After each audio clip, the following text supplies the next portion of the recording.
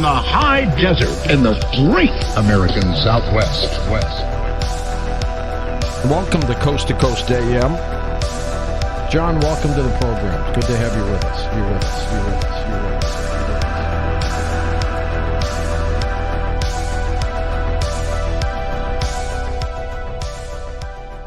Welcome to Coast PM, the number one unofficial Coast to Coast AM podcast.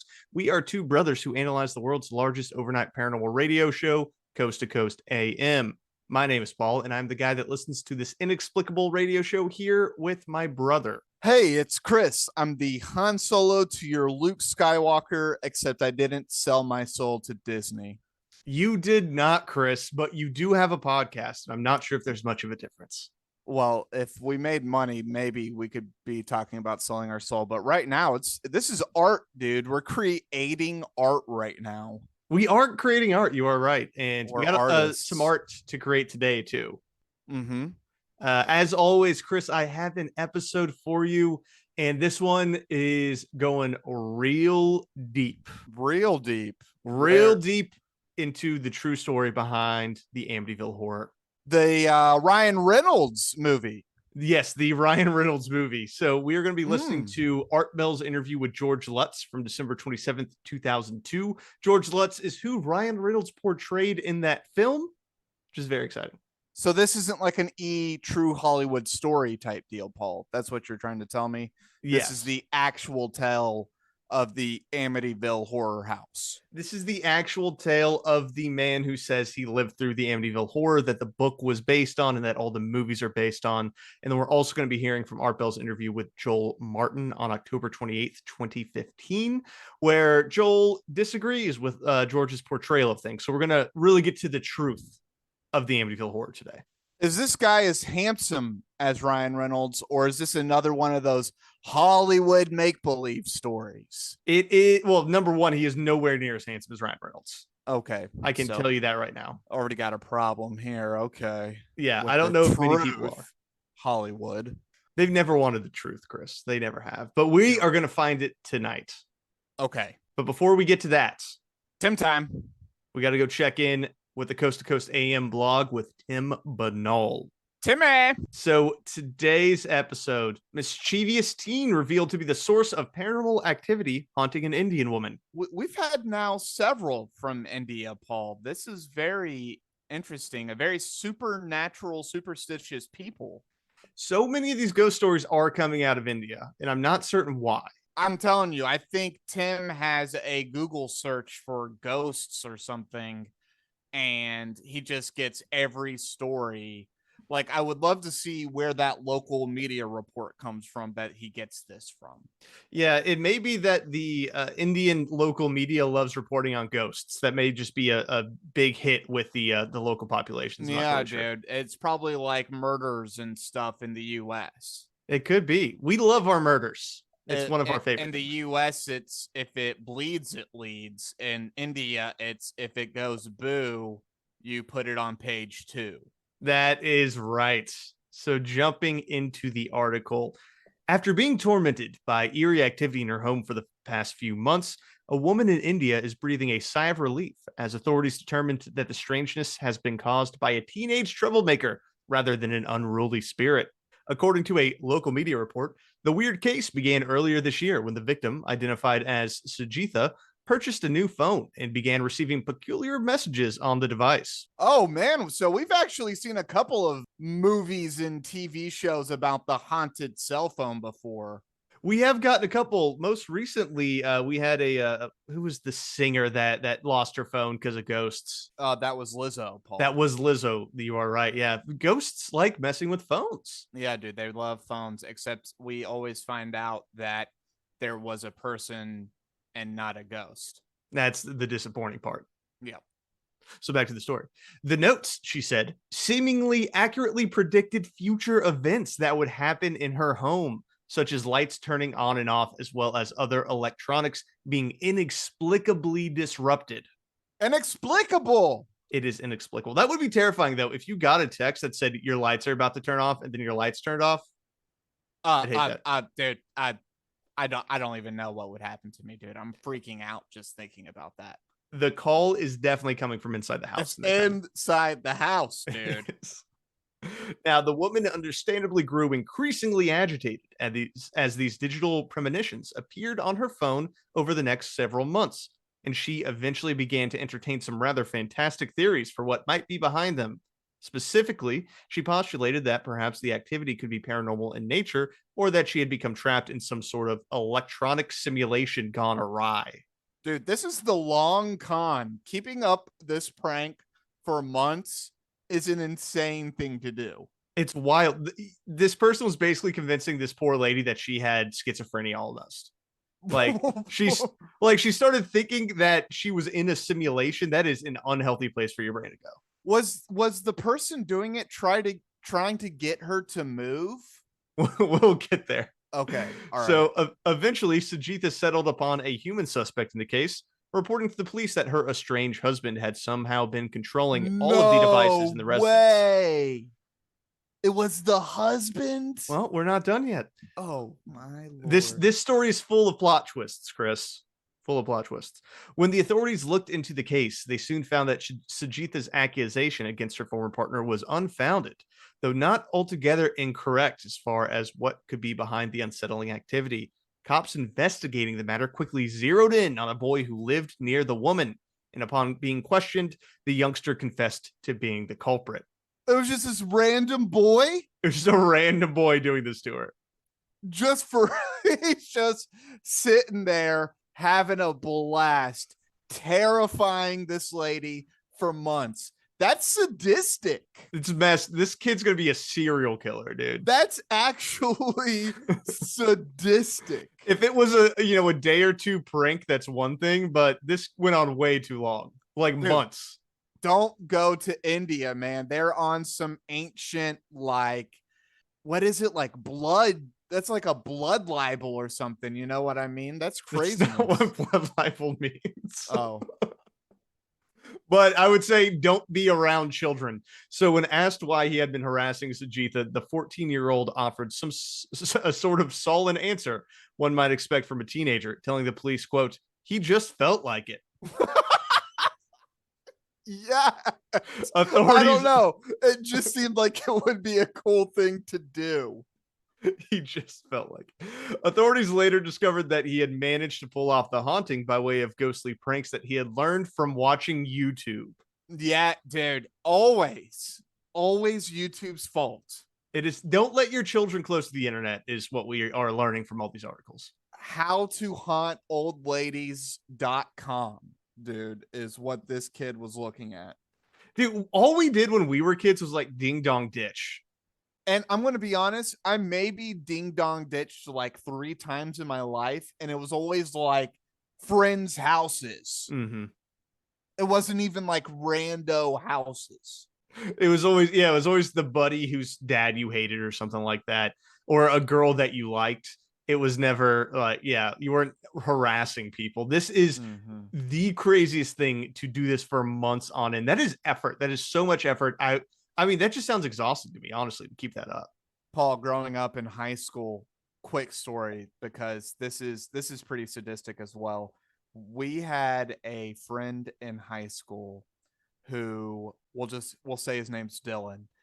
Dylan wrote in a journal every single day what another friend, we'll say his name's Evan, wore to class every single day. Like top, bottom, shoes, if you could see it, socks, if there was like, if he was wearing glasses, if he wasn't wearing glasses, every day for months, and then presented it to him. That's terrifying. Sadistic, dude. That's unsettling. That would be so unsettling. That would be terrifying. And it's just months worth every single day. Like, just exactly what he's wearing. He was freaked out, dude. He was freaked out. He even like started like weeks where he like wore the same shirt or wore the same pants or something like that. And so you could he was like tracking him, dude. It was crazy. That is utter madness. Yeah. Wow. We're going to have to talk about that afterwards. I did not know that happened. You never shared that story with me. So anyways, it just made me think about it because that's just being a sadistic person. And it is, like you said, dude, it messes with you a little bit. It does. And it's a psychological game at that point. It really is, man. And you know what else messes with you, Chris? What? Housekeeping. First off, we have an email address. Send your thoughts and episode requests to c2cpmpod@gmail.com. That is with the number 2. It will be in the show notes if you want to find it. If you like the show, drop us 5 stars on Apple Podcasts or Spotify and smash that subscribe button. We drop every Thursday, and that'll make sure you never miss an episode. Lastly, thanks to everyone who has told friends about us. We don't advertise or go on other podcasts. This is 100% organic growth. So please keep it up. We really appreciate you. Artisanal podcast, baby. Yes, it is. Well, let's get to the show, Chris. The Amityville Horror, starting with George Lutz's 2002 interview with Art Bell. And let me make sure I'm clear about this. There is no Ryan Reynolds in this podcast. We do not have Ryan Reynolds yet. Okay. We have some feelers out to his people. We'll see what happens. Maybe next year. Maybe next year. His people are talking to our people. Exactly. Our Perfect. people being c2cpmpod@gmail.com. Perfect. All right. So, Chris, this whole story, it starts with a really sick deal on a pretty sweet house. All right, so you went to look at the house at 112 Ocean Avenue in Amityville. All of you, I presume, or just you and Kathy? No, all of us. All, even the children, huh? Yes, and we had a criteria. That was we were trying to find a home on the water, because I had a boat then that That's right. wasn't trailerable, really. I presume you knew about the DeFeo massacre, that 6 people had been murdered in that house. I mean, that's a very serious thing to have occurred. We didn't know this when we first went to see the house. We knew it after the realtor told us after we'd toured the house. It was a pretty good price, right? The market, it had been on the market for, I believe, 100,000 or so, and by then it had been reduced, if I remember correctly, to 90. We made an offer of 80, and they accepted it. Really? What do you think, George? What do you think market value was for that house then? Real market value? Well, the house was 4,000 feet. It had a boathouse that would take easily a 36-foot boat at the time. It had a 2-car garage attached to that, a heated pool, a full basement. My guess would be then realistically 125,000 would have been not unheard of. Paul, would you live in a murder house? Yeah, I mean, here's the thing, man. That house sounds pretty awesome. It sounds dope, dude. It is a huge house on the water, big boathouse. I mean, this sounds like a baller place. And here's the thing. So George Lutz had just gotten married to Kathy, and Kathy had 3 kids, right? They both had their own houses. They were about, I believe it was about $40,000 each was what they sold those 2 houses for. And then they were trying to buy, forever house for the whole family together. So it was in budget. George loves his boat. He brings up his boat a weird amount on this podcast, on this episode. And I was like, a couple people got murdered there. It might be worth it. Might be worth it, dude. Maybe you're right. I don't know, dude. I don't know. This is where I think my superstition would come into play. I don't know if superstition or cheapskate is going to outweigh here, but I think I'm going to give it to superstition, dude. I think I would pay not to live in a murder house. I was actually listening to another podcast recently, and some houses like Amityville actually appreciate higher because of what's happened. Interesting. So it's it's like our the guy who owns the Hinsdale house. Yep, very much. Right? Like it becomes an attraction. Yeah, no one else would be spending $400 a night to stay in the Hinsdale house unless it was haunted, Oh man, dude. Maybe we need to start looking for haunted houses. I think it would be a good investment. Haunted House Brothers, dude. We could have a TLC show. We could. We flip haunted houses. We flip haunted houses, dude.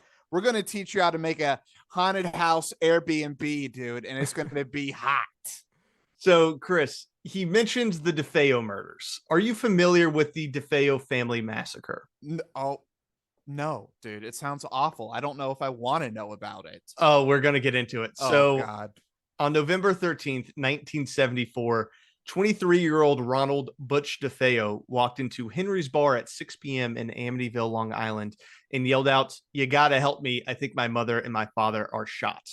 So he gathered a group of friends and took them to the house on Ocean Avenue where he lived with his two parents, his two brothers, and his two sisters. It was then when all six members of the family were found dead, face down in their beds, and shot with a 35 caliber Marlin rifle. It was determined their death was around 3 a.m. that day while they slept. Butch originally told police that the killings had been carried out by a mob hitman, which actually was not totally wild because the family did have mob connections. But within my 20, but within 24 hours of being in police custody, Butch confessed to murdering his entire family, stating, What the heck? Yeah, he said, "Once I started, I just couldn't stop. It went so fast." Dude, so this guy was just like mentally ill or something. This guy was just crazy. I believe from looking into the family was like a bit abusive in a lot of ways. It wasn't like a very healthy situation, but naturally he's a crazy person. Yeah, dude. I when I think mob, I don't think safe family life, That's very true. healthy mental state. So a year after this happened was when the Lutzes toured the house in Amityville and fell in love with it. So the following December was when the Lutzes had moved in 1975. So this is the time frame that George is discussing with Art now. So next up, Art asks, how did they tell you about these murders, right? Like what was the vibe, right, when you first heard about this? When did you find out 6 people had been murdered there? After she showed it to us, and it was obvious that Kathy had fallen in love with it, and I liked it very much. She said, "I don't know if I should have told you this before I showed it to you or after, but this is the house the DeFeos were murdered in." And we kind of looked at her like, "What do you mean?" And then she reminded us of the news stories that had been a year earlier, and the trial that was just, I guess, in the process of starting or was going on. LOL, dude. No realtor is ever going to tell you it's murder house first. You gotta fall in love with it. You got to fall in love with it, and then you say, "Oh, by the way, this is murder house." That's true, because if they led with that, no one would go in. Yeah, you wouldn't go. You would Would not never go. If you start with, well, the next one up is a murder house. Okay, well, what's the one after that? A whole family was slaughtered here. Let's go check it out. Oh, dude, that's a bad one too.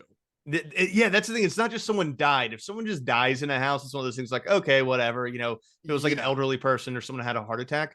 But when an entire family is murdered, I think that, now that I think about it, that would make me question whether or not I would want to live there. That's what I'm saying, dude. Yeah. I'm all right if person passed peacefully into the night in this house. I want to live in that house. Yeah.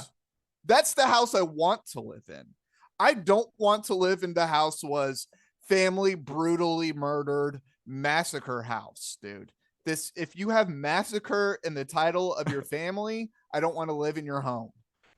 So here's the thing, man. I want to believe in ghosts. I don't know if ghosts are real. I don't know if I want to test it that much. Yeah, dude, that's a ghost house. That's a big test. That's a ghost house, dude. That forever, always, like, ghost house. And the interesting thing too, so he discusses how they all sat down and talked about it and said, "Hey, listen, we really like this house. We've gone back a couple times. We love it." He even took his boat out because it was like right on a channel, and then they were like viewing it from the channel and stuff like that. And they talked as a family and said, "Hey, are we going to be uncomfortable living in this house?" And they had a 9-year-old daughter, a 7-year-old son, and a 5-year-old daughter. And apparently all of them said it was cool. You can't understand at that age. It's not even worth telling them. I think the 9-year-old maybe would be like, that sounds like bad vibes. Yeah. But I'd be curious, like, hey, 5-year-olds, the whole family was slaughtered here. Do you want to take that room? Yeah, I would love to have been a fly on the wall for that conversation, dude. Like trying to tell your kids a whole family was brutally murdered by a brother there. Dude, no, I don't think so. I don't think they gave all the stories. I'm sure they were like, some people died here. Are you okay with that? Yeah, I think you're probably right. I think he's full of crap on this one, man. Yeah. So, you're moving into a murder house, though. What's the first thing you're going to do, right? sage the house. Exactly. You call your priest and you have him go bless the house. Make sure it's nice and clean. Mm-hmm. So Art brings up a pretty famous priest in this story. His name's Father Ralph Pecoraro. And he asks him kind of like, Pecoraro. Yeah, fun name. So Art asks, hey, what was up with this priest? Like, how'd you get him there? Like, what was he doing in the Amityville house when you were moving? And so I called Father Ray and asked him if he would do it, and he said, yeah, sure, I'd be glad to. All right, So it was coordinated that he would come in the day that we actually had the closing that afternoon. Gotcha. So we were moving in when he showed up to do that. So there he is going into the house, and I waved. I was in the back of the truck unloading the U-Haul, and he went on in, found Kathy, and went about blessing the house. Which means what? You go to from room to room, that kind of thing? Yes, he went room to room, said prayers in each room. He was a bit uncomfortable in the upstairs back bedroom. He stopped and just said, he asked us what we were going to use one bedroom for, which was on the second floor in the back. And the second, he told you not to use the second floor sewing room at all, or as a bedroom, or what? Kathy explained she was going to use it as a sewing room, and that he said was fine. There was something about the room that made him uncomfortable, and he managed to communicate that to us without any alarm or anything. So this room right here, this room, I do not like this room. Do not make this room a bedroom. So that was my recreation of that scene, Paul. That's very fair. And here's the even crazier thing. So in the Amityville Horror book, which is based on George Lutz's retelling of what had happened in the house, apparently later, Father Ralph admits to him that while in the house, he heard a voice saying, "Get out," in his ears. And that night, he claims that he got a high fever and blisters on his hands similar to stigmata. Oh, wow, dude. You're bringing the stigmata into this, man? Is this our first time we've talked about stigmata? We haven't covered stigmata once, I don't think. This is first. Wow, dude. Yeah. This is a coast to coast PM first. Everyone jot it down. Take a drink if you're drinking along with us. Breaking new ground. So they move in, right? They've had the blessed house. They're feeling pretty good. You get a priest to come in, make it clean. You're good to go. But obviously, bad things happened. So, dude, I want to hear Malachi Martin being like, "You lose your soul a little bit every time." Malachi Martin did say that this was one of the most evil places he had ever been to. He came to it at a later point. Yeah, Malachi came to the house. Yeah. Oh, dude, this is sacred ground. It is. So within 28 days of moving in, the Lutz family flees the house in terror. How many days? 28 days. 28 days. They made it. They didn't even make it a full month. They didn't make it a full month. Maybe February. Yes. If it was a February without the leap year. Yeah. They made it. They made it. They made it 1 month. So naturally, what happened in those 28 days that made you flee the house? What was going on? Oh, it's got to be terrifying, dude. Oh my God. I'm on the edge of my seat. I mean, what began to happen in that house, George? By the last week we were there, it was nightly occurrences of noises, the things like odors coming and going, or Kathy being touched from behind by some unseen person, or Missy talking to herself and asking questions like, Jody telling us about her imaginary friend that wasn't so imaginary, it turns out. Yeah, she claimed to have an imaginary friend, right? Yes, and she would come and ask Kathy questions like, do angels talk? And really, Jody is the name of the angel, and Jody is telling Missy that we're going to live there forever. Dude, that's actually something I'm super terrified of.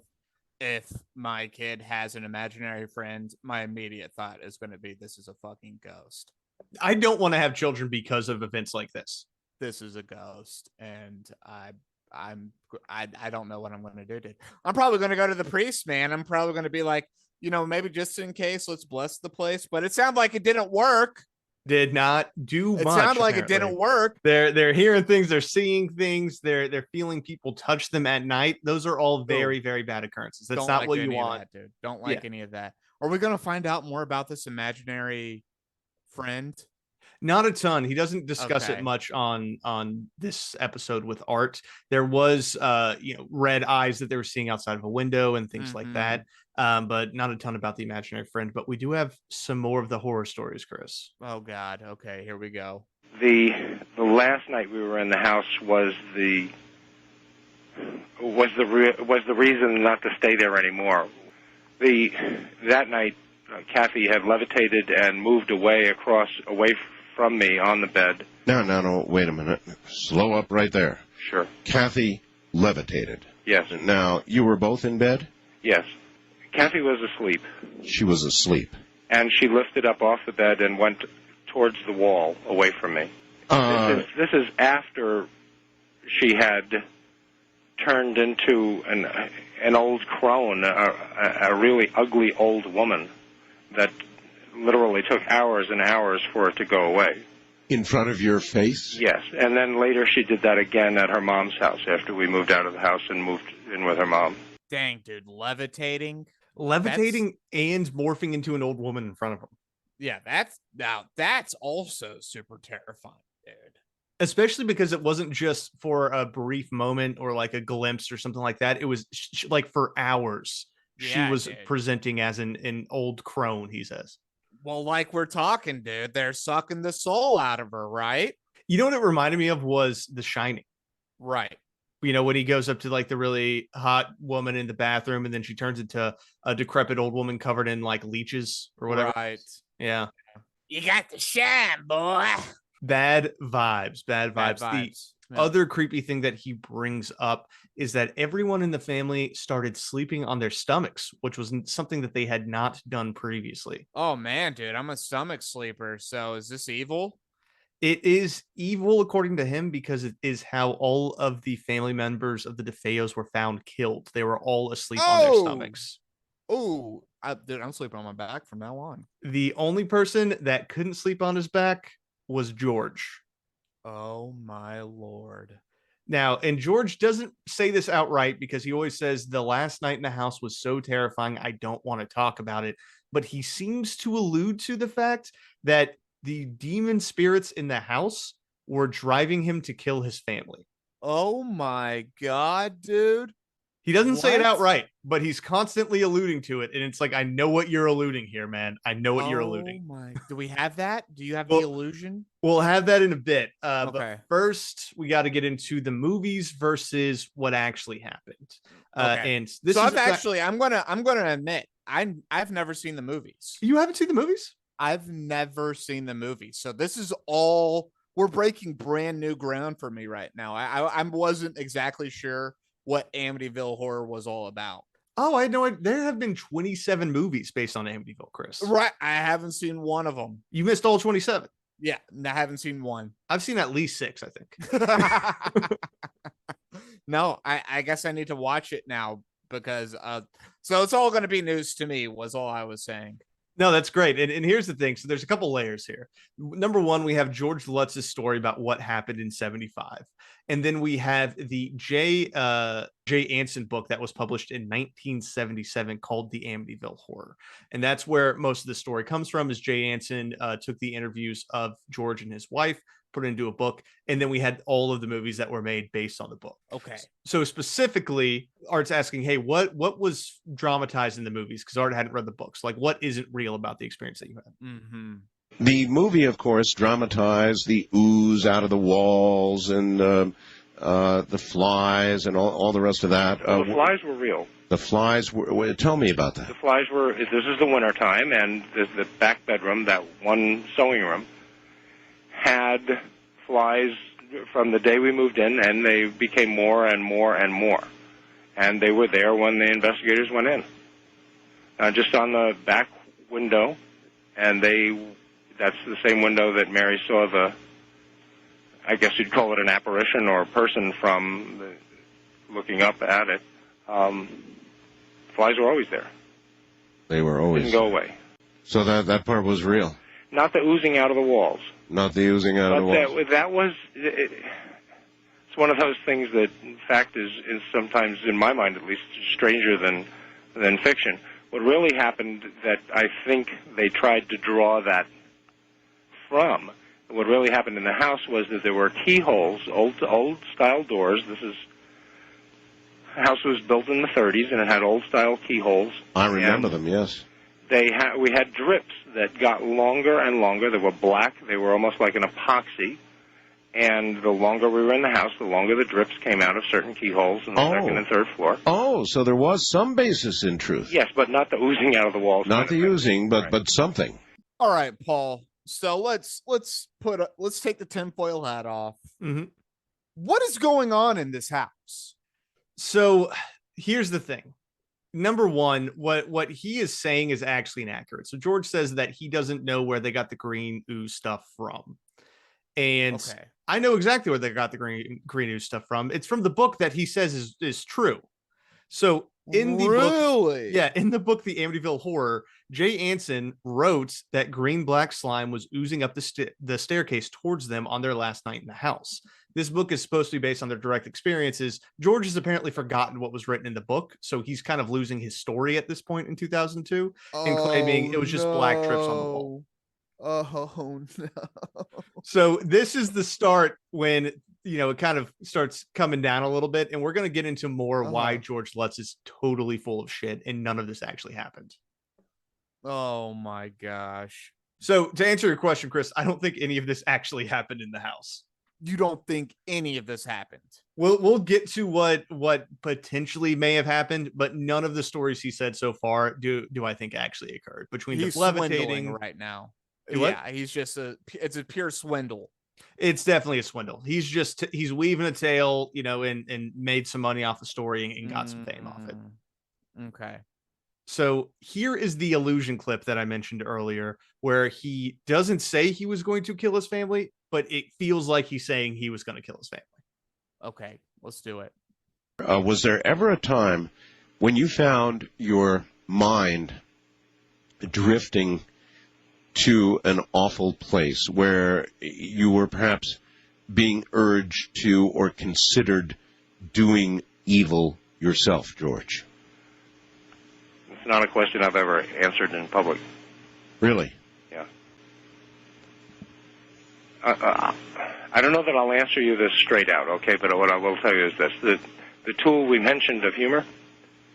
Yes. I told Father Ray many of the things that went on for us, and he was the one that told me about humor, that evil can't stand it, it can't be in the presence of it, it has no understanding of humor, it can't relate to it. I had to learn the mental ability, if you will, to be able to think of something humorous when I would get a thought that I didn't like. So you did answer it. You did get them. What? I can't get over this now, dude. Why would you make this up? We'll get into it, man. We'll get into it. Okay. All right.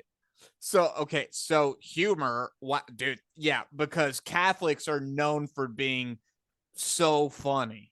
And this is also the first time that I have ever heard anyone say that about demons and evil spirits, that if you make a joke or laugh, they're going to be scared away. That sounds like nonsense. Yeah, dude. Everyone knows you got to ring bells. Exactly. I feel like Father Malachi Martin would have brought up like cracking jokes, right? If that was a part of the lore. That's why this priest over here, dude, it doesn't know what he's talking about, man. And that's why it didn't work, man. You got to get yourself a good, pure exorcist. That's what Malachi always says. Find a good priest. Yeah, find a good priest. This guy does not sound like he was a good priest. Weak priest for sure, dude. Very weak. Very, very weak. Okay, keep going. All right, so Art asks one more time, what happened that last night? Like, tell us about the last night that you never tell anyone about. You will always refuse to talk about in public. The final night that you spent in that house, you've never talked about. You've always refused to talk about the last night in the house. Why? What happens, Art, is when you do that, the worst of it comes back. It's not like it disappeared. It's not like I can detach myself from it and just talk about it like what I did yesterday. You feel it. Not all of it, thank God, but it comes back and it's not a pleasant experience. I was laying there in bed. Kathy levitated, and I had to grab her to keep her from going off the bed. There is no question in your mind, George. You weren't dreaming this. You weren't asleep. Yeah. I mean, it's an obvious question. Yes. Yeah. No, there's no question. We were so very pleased 3 years later to have Chris Gugas come along and give us a polygraph test, each of us, in his office with Michael Rice. I was not aware that had been done. So we just got everyone flying all over the place. So wait a minute, Paul. Is this guy making money every single time a movie's made? He is not, no. And that's kind of the funny part Okay. about this, is that he seems to have gotten a really bad deal on the book because he didn't make that much money off this. So, oh, what a jabroni. Dude, he's such a turkey. yeah, the Lutzes only made about $300,000 off of the story in total. What And- a dingleberry. Meanwhile, Jay Anson, the author of the Amityville Horror, is now a millionaire because of it. I bet he is, Mhm. dude. Oh my gosh. He's making cash money every single time they make one of these dumb movies. Yeah, and George Lutz has since passed away, but he did not keep making money off this. He did do a few like History Channel documentaries and things like that, Right. but he was not really pulling in the heavy cash flow. Probably gave talks and stuff. Yeah, What a jabroni, dude. Oh my gosh. Okay. really dropped. I the ball. just, dude, you're I'm stuck on this now, dude. I'm like the coast to coast AM callers when they can start talking to the guest. You know, I'm just like stuck on this guy just being a turkey, making up a story about it. Like, why? Why would you do that? Why is the wife in on it? That's a great question, man. That is a great question. Can't even make money off of it. What a dingleberry. Yeah, I mean, they could have made a lot more money. They just did a really bad job at it. What a jabroni. Yeah. A turkey, dude. So another creepy thing that happened, and this one kind of freaked me out, dude, is that a window slammed shut on his son's hands. This is kind of a scary Ooh. story. Ooh. My son Danny's hands were caught in the window in the sewing room, and they were flattened. His hands were down, Oh, my and the God. window had flattened the hands, and immediate reaction is we got to go to the hospital, and we start to go get ready to go. And what happened? This window of its apparent own accord came slamming down on his hands? Yes, and didn't just slam down. Was mushed in such a way that his hands were actually deformed. They were flat. Oh. So we get ready to go to the hospital, and then and he's screaming. Yeah. And everybody's running around getting their coats and getting him downstairs and trying to calm him down, which is pretty much impossible. And you go to leave and look at his hands, and he's fine. What? Man, so they're just like, I got to get back into like believing this mode. I shouldn't have ruined it for you so quickly. You quick. But that's just a standalone scary story that Yeah. is pretty freaky. Like if, you know, your hands are smashed and broken and then you look back down at them, then they're actually fine. That's pretty trippy, man. Well, you know, I'm just kind of like, all right, we're getting back into this mode of we're believing Amityville Horror. This guy's actually getting haunted, demons in the house, other dimensions. All right, I'm back in the game. All right. All right. So previously, he also mentioned that he took a polygraph test and passed, which is true. He So I did think take we have evidence of that. We do have evidence of the polygraph. It was taken for the movie that was coming out. So he did somewhat believe this is happening. Maybe let's listen to it Okay. about okay, the polygraph experience. okay. You have to agree to the questions. They have to run a baseline. They do a physiological workup to get within that baseline so that they can get the real responses. Yes. One of the questions was, did Kathy turn into an old woman? And you answered them all and went sailing past the polygraph. Absolutely. Later, those findings were published in the National Star, of all things. It was one of those things where the movie company was getting ready to release the movie, and they wanted to do this, and these are expensive tests. Oh, I'm well aware. They were willing to pay for it, and we said, get us the best there is, and we'll do it. Otherwise, we're not interested in doing it with someone that just got out of school. All right. You get 5 questions. They have to be yes or no. So here's my issue with this, is that they did a polygraph. They agreed to the questions beforehand. And they were only allowed to ask 5 questions. So you can kind of like break the machine then. 100%. Like the whole thing about polygraph isn't analyzing whether you're lying. It's testing whether you're nervous. It's like blood pressure. It's like movement. It's like, sweat, things like that. Your pulse. It has nothing to do with whether you're lying. It's about being nervous. If you know what's going to happen, you know who's going to do it, you know what the questions are beforehand, I fully believe that you can cheat something like that. And not only do I believe that, I know it. People cheat polygraph all the time. That's why you can't use it in court anymore. Oh, dude, I bet it only takes 10 to 15 times of like somebody asking you a question and you answering it for you to be like, oh, I can just answer this question easily now. You just have to not respond in terms of like your body, right? So that's why a lot of meditation techniques are actually the same things that they teach people at like Quantico to cheat polygraph tests. It's like deep breathing. Like if you clench certain muscles, it actually lowers your blood pressure. So I'm not really buying this polygraph. I'm like, dude, this guy's kind of a Barnum and Bailey type, huh? Just now, not as successful. An interesting thing as well, and we don't have a clip of this, but the Warrens, Ed and Lorraine Warren, the very famous paranormal researchers, were involved in this case.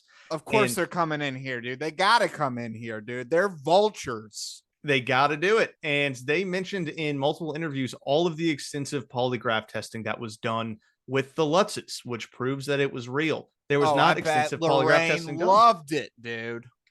But that was the thing, is that they were essentially making that up. This is the only polygraph that they did, and it was 5 questions. Well, it was just one, and then Lorraine can say they did 15 polygraph tests. Yeah, exactly. And it's like, well, they did one, so why can't they have done 15? Yeah. So let's get to the Warrens, because they did bring the Warrens in to do some work on the house. Because I mean, who are you gonna call, dude? You got to call Ed and Lorraine. Dude, these are some turkeys, man. Yeah. And if you're unfamiliar with Ed and Lorraine Warren, they are who the entire Conjuring series of movies are based off of. When Laura DiDeo found the Warrens and got them to come down, she had wanted to get Hans Holzer to come, and he was busy. I met with them, gave them the key, but I would not go in the house. Yeah, I heard that. The idea was to get the house fixed. When they tell me the house is fixed, then I'll go back, but not until. And when Ed Warren said this is, and he wanted, then they went in, Ed and Lorraine and Laura DiDeo went in the house, and Ed said he wanted to put more people together and come back with a team.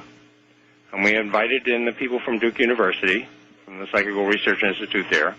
Well, they came in with the team, and they all met and gave, they still had the key. And it was like, okay, go do what you're going to do. And when Ed came back afterwards and said, I'm not going back, I can't do this, and you're going to have to get an exorcist to come in and exorcise the house. He's going to have to say Mass in the house, and basically he'll be putting his life on the line to do it. How do you go and ask someone to do that for a house? This is a dark house. You're going to have to get a real exorcist. That's my Lorraine Warren impression. And here's the thing that he didn't really get into, is that Ed and Lorraine Warren did a televised seance inside of the Amityville house. Yeah, of course they did, dude. Of course they did. So I just have a hard time seeing Ed Warren going to this house and being like, this is so evil that I can't be in here. But then also saying, let's get an entire TV crew, and do a seance and try and actually pull these spirits out. Those two things do not mesh. Yeah. And you know that they already had the TV crew planned when they were going to the house at the very start. Oh, they definitely did. Like, it was immediate. The crew was already there on premises when they arrived at the house. Honestly, Ed and Lorraine Warren being somewhere makes me immediately not believe it. Right, exactly. It's like, oh, you called like the swindlers stampers to like say this is definitely a swindle. The biggest grift of all time. Well, that was the story of George Lutz's interview, Chris. Okay. So next up, we got to do a little bit of debunking, if you will. All right. Debunking. So this was 13 years later. Art actually left the air. He left Coast to Coast.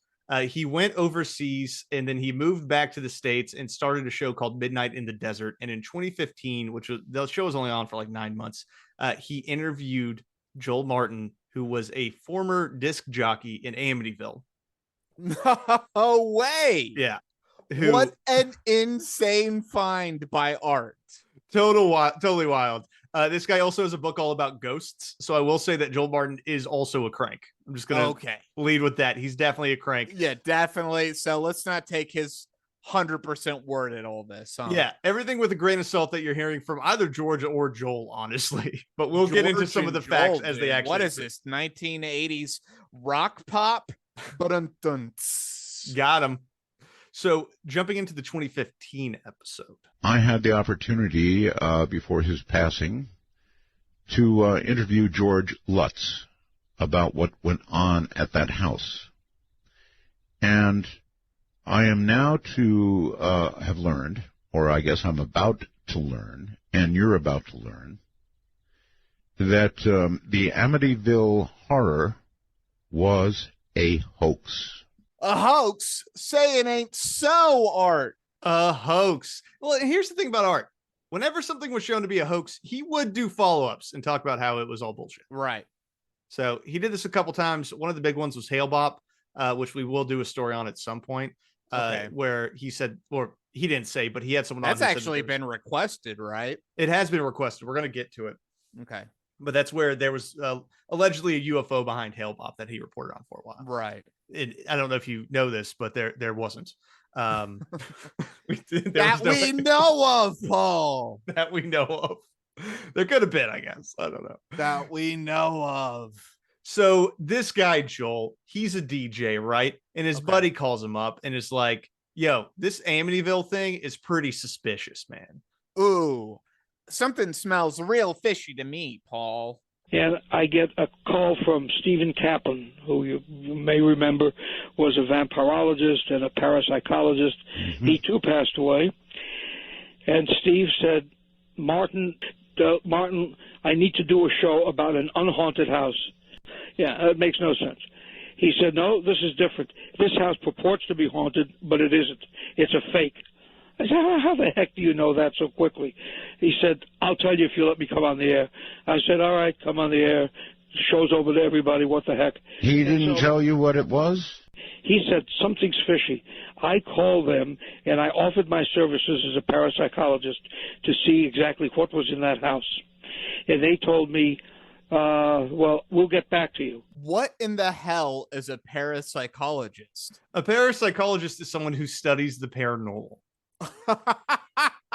That's what they call themselves? That's what they call themselves. It's a parapsychologist? It's a sciencey way of saying that you study the paranormal. I'm surprised you didn't grab on here.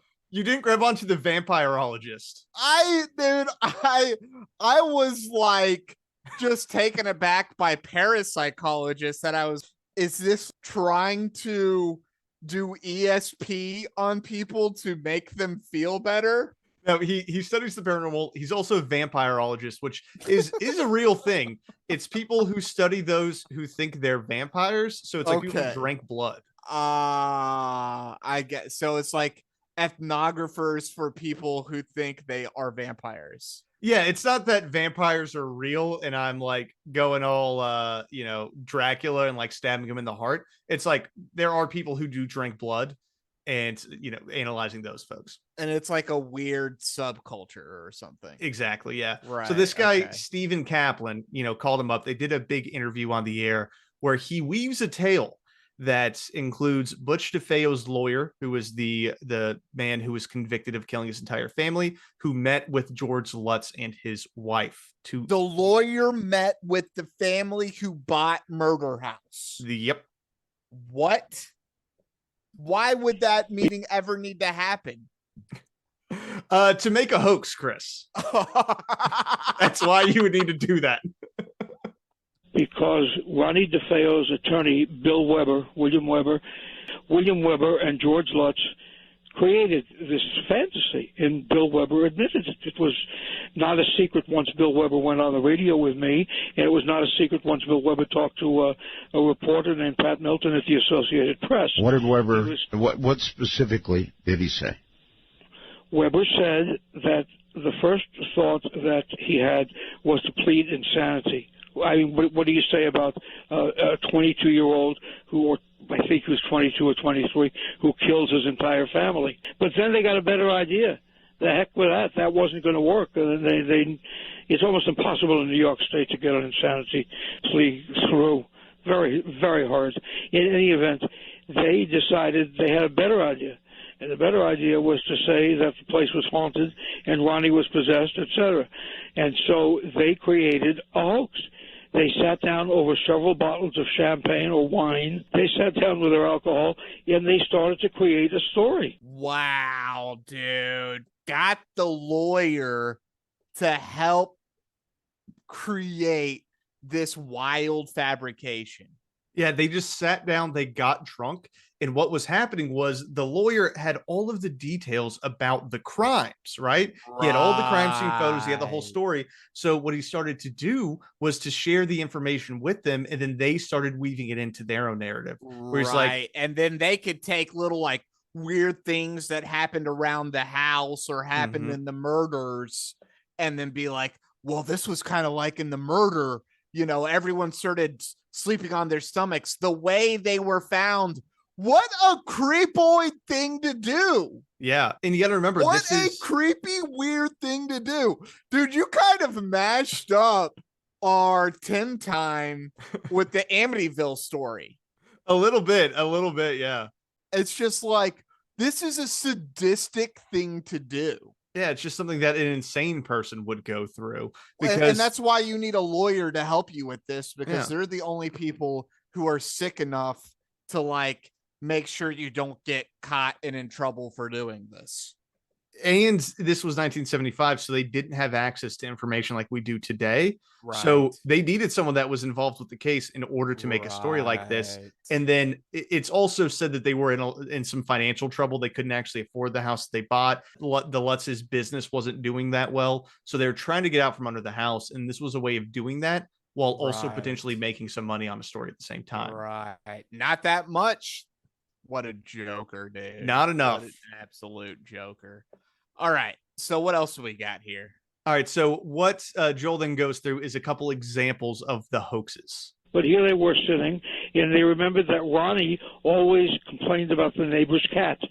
And because the neighbor's cat annoyed him, I'll clean up the language, Ronnie always called him that blankety-blankety demon cat or demon pig. And so with an expletive attached, he would refer to it as the demon pig. It was really a cat. The business of the walls oozing black. Well, when you washed the walls after the police were there, the fingerprint powder, they did not have DNA in those years, the fingerprint powder just came right off, and that ooze became a kind of a goo or a liquid from what was at one time powder. When they talked about a room oozing blood, I went in that room, and I took my daughter in that room. She was just a little girl at the time. She was maybe 10 at the time. And we went in that room, and it was a crawl space under the stairs that went down to the basement, to the rec room basement. And it was the paint that was chipping. So the paint that was chipping became a red room oozing blood. There was no blood. I even took a couple of chips of the paint. They just completely made it all up. Made everything up. They just took little truths and like stretched the details. So paint that was chipping turned into blood oozing down the walls. Yeah, they had inspiration from the house. You can say that. Right. Yeah, this is like Hollywood saying based on a true story. Exactly. And here's the thing. The guy that told Joel all of this was Stephen Kaplan, who spent the next 20 years researching Amityville and debunking it one by one. Wow. So he wrote a book called Amityville Conspiracy that was published in 1995. He sadly passed away like 2 months before the book was released, where he outlines over 100 inconsistencies and factual errors and just general falsehoods in the Amityville book. Wow, dude. Just smashed them, huh? Yeah, and quite a few of them were pretty interesting. So one of my favorites was the book claimed the house was built on Native American land that they used to abandon. It's gotta be, dude. Of course. That's It's what. always gotta be atop Native American burial grounds, dude. It's gotta be. No, this one wasn't even a Native American burial ground. It was land the Native Americans used to abandon their mentally ill, was what they said in the Amityville book. Oh my god, dude. That's insane. Just another classic example of blaming Native Americans for hauntings. They specifically said it was the Shinnecock tribe that would do this. And wow. It turns out the Shinnecock tribe was never located in the Amityville area. When they talked to the elders of the Shinnecock tribe, they were actually located about 70 miles away on the eastern tip of Long Island and were never residents of that area. Yeah, dude, of course. You know, they're just making stuff up. And another big piece was that in the book, they detail extensive damage to the home's doors and hardware because everything was like slamming shut and opening and stuff like that. And all this stuff was supposed to be like broken and in disarray. None of it was it? None of it was. It was all worn hardware, but none of it was broken. So it wasn't like it had been replaced recently. This is insane, dude. My favorite one. Okay, keep going. My favorite one, Priest Ralph, Chris. Remember him? Okay. Yes. So he apparently, according to the book, went into the house. He blessed it. We just heard George Lutz say that he had gone to the house, blessed it, and was kind of creeped out and left. There were a lot of lawsuits that happened after this. The lawyer of the DeFeos sued the Lutzes because he said that they cut him out of a book deal that they had made up together. And under oath, the priest said that he had never actually stepped foot in the house. Wow. Why would the priest get in on this? I think he just wanted to be on TV. He got interviewed a lot for it. Right, dude. He just wanted it, just a little bit of vanity, dude. Just a little bit of vanity. But that's a sin, dude. That's a cardinal sin. Well, this in a priest giant, should be ashamed of themselves. A huge demonic haunting is like the Super Bowl for a priest, I feel like. Yeah. Especially like a small town priest. Mm-hmm. Like I imagine Amityville is not actually a big place. No, it's not. It's a very rich place, though. Oh. Mm-hmm. Hence the good deal on the house. Exactly. So we know that, DeFeo's lawyer says that it was fake. We know that we got a parapsychologist and vampirologist that says it was fake.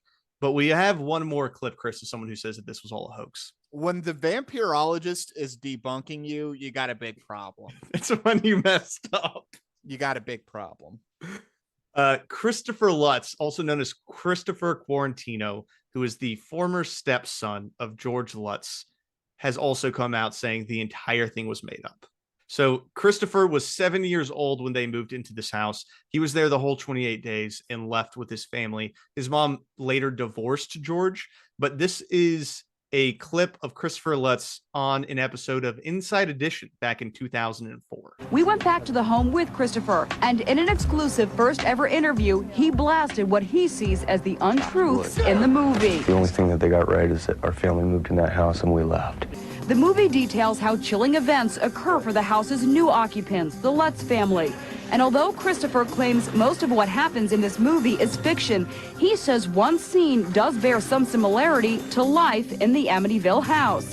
He says he did see a shadowy presence. It looked as large as a man and was heading towards me. Were you scared living there? At times, for sure, yes, very. All right, so it could have been a little haunted, and then they just blew it out of proportion, and now I hate them. So, and here's what he says, expanding on this in a Seattle Times I can't article. believe you played a clip from Inside Edition, dude. It's the only audio I could find of him that I could pull. So I was trying to get his voice. You might as well play an True Hollywood Story, dude. That was supposed to be a joke. I was trying to get his voice. So Seattle Times in 2005 published an article where they interviewed Christopher. And what he says was that his stepfather brought the troubles on himself by dabbling in the occult and then amplified the incidents to make profit off of the books. He says he's a professional showman who he clashed with many times before he left the house at 16. Quote, I just feel as though we were being exploited. According to Quarantino, when the family moved into the house in 75, George Lutz was, quote, extremely curious of everything paranormal and tried to summon supernatural beings by chanting. I don't know that I'd call it black magic, but it was a way to call up spirit. Whoa, so this guy's already a weirdo. Yeah, so according to Chris, what had happened in the house, there was like a few spooky things. It was nothing different from any other haunted house story. It was like, I think I saw a shadowy figure, or we, heard some noises or something like that. But there was no terrorizing of the family. There was no levitating. Blood going down the walls. Yes.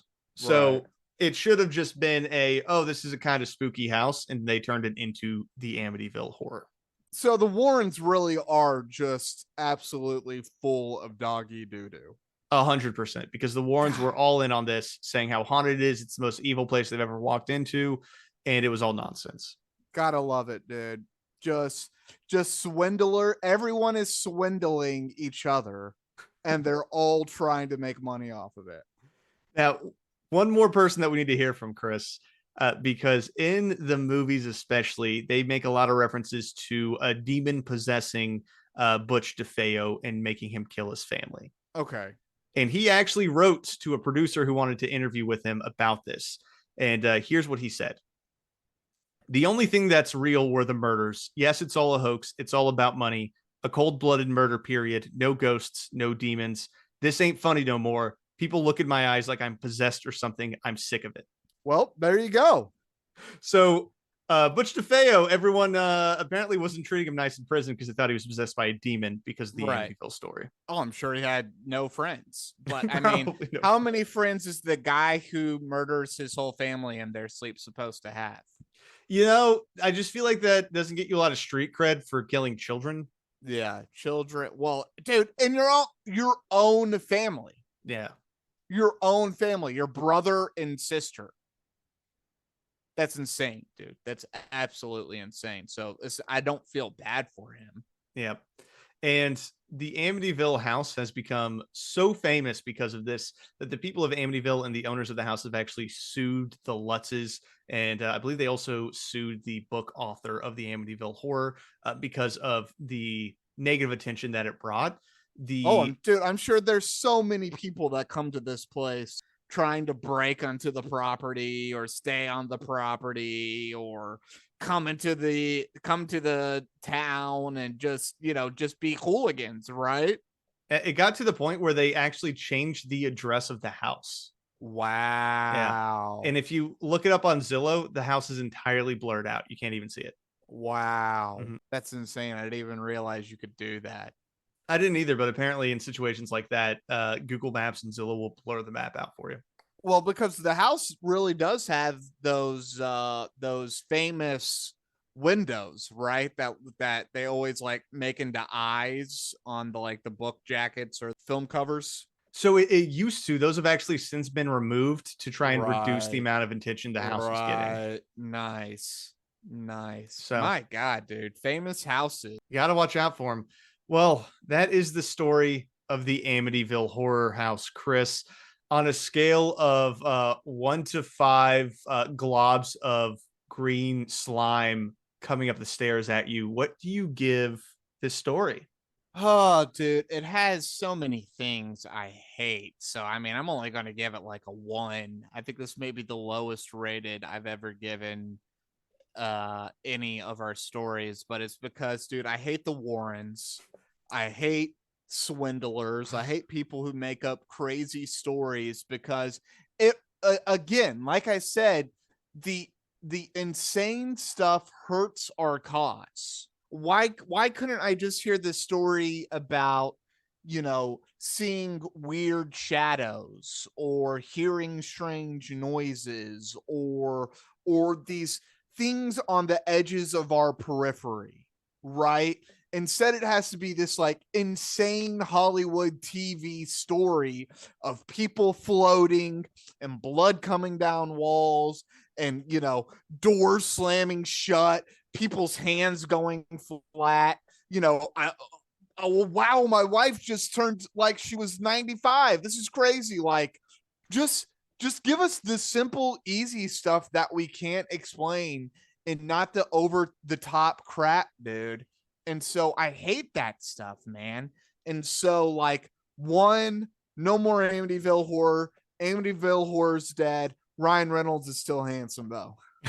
Very true. I agree with you, man. I'm going to give it a 1. George Lutz was definitely a con man. There may have been, dude. Yeah, there may have been like a spooky thing or two to happen at the house, but it was nothing like what was written, and nothing like what's in the movies. Even outside of the like inspired by true events, it's just nonsense. And leave the Native Americans alone. Yeah, leave them out of this, man. Leave them out of it, dude. They've gone through enough. Stop blaming everything on them. It's not. We're not doing the burial grounds anymore. Americans have been in some parts of America now for 400 or 500 years. Like, let's just do that. Let's do bad American burial ground. Now, here's something I do like, though, is Stephen Kaplan, the man who debunks this entire thing and wrote a whole book about it. I think he is a great example of one of the many believers that hate the scammers and will dedicate their life to proving them wrong. Right.